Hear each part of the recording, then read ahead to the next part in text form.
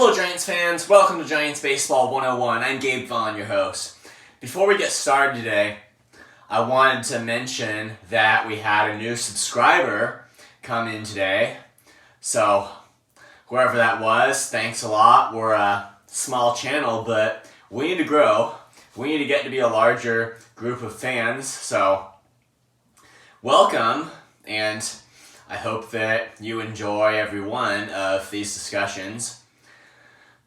And yesterday, I was talking a little bit about the Giants and the trade deadline and possibility of grabbing Shohei Ohtani and the competition that they're no doubt going to have with the Dodgers. And I was trying to settle the dilemma, although it's too early to really get a clear answer. I was trying to settle the dilemma of how many prospects they should really be willing to trade for him.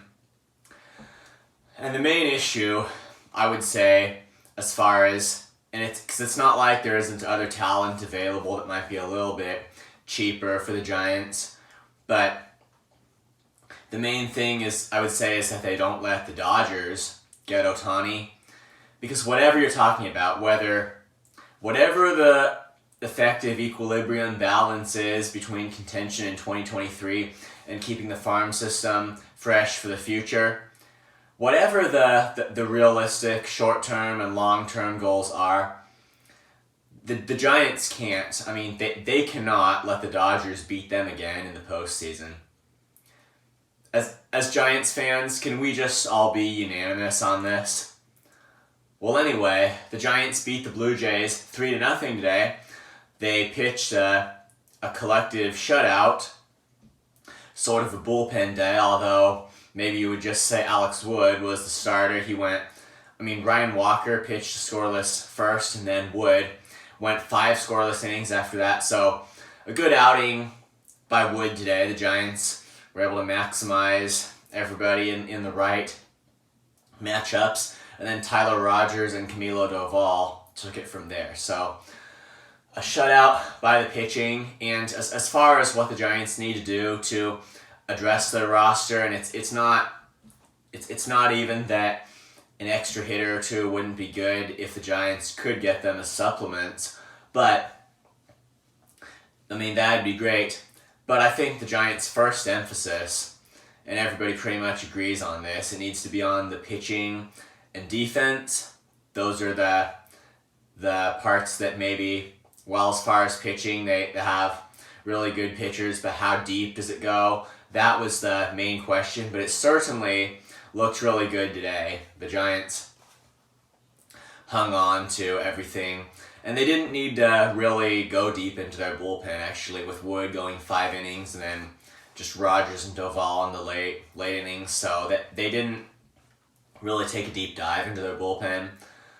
Patrick Bailey and Thairo Estrada both hit RBI doubles to bring in a total of 3 runs, and also the talk on KNBR tonight was just, well, part of it was centered around Bailey behind the plate, framing a lot of pitches, and that seems to be an ability of his, getting those strike calls, which is just great.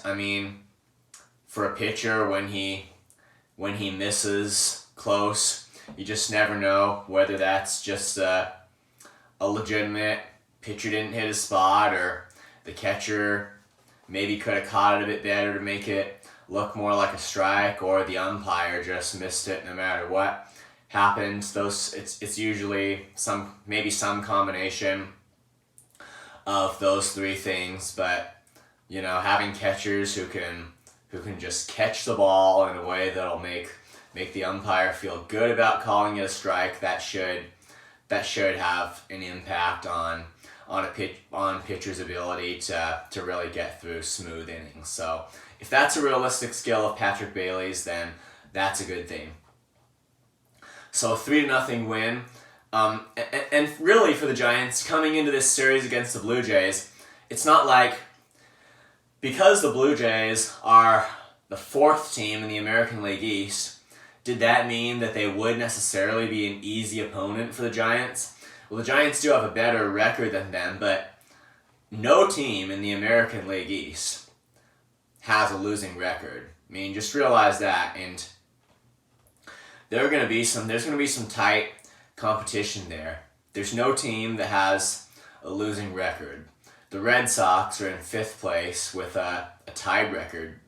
That's an incredibly strong division, if you ask me. So the Blue Jays, they're a competitive team, and it wasn't like the Giants were just like cruising through, but I really, at this point, I have no reasonable doubt that they're going to win this series.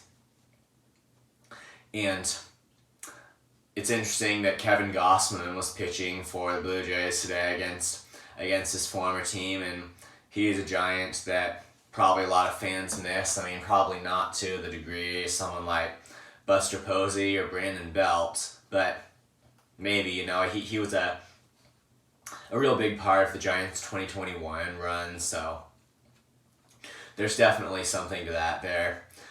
And so tomorrow the Giants have Logan Webb on the mound, so I see no better chance to win it, to take the series against the Blue Jays. They're a reasonable prospect, I think, of a sweep here, which would, honestly, it would just be great for the Giants. So thank you for watching. This has been Giants Baseball 101. Please subscribe if you haven't. Also, please leave your questions and comments. You know where to do it. I'll see you next time on Giants Baseball 101.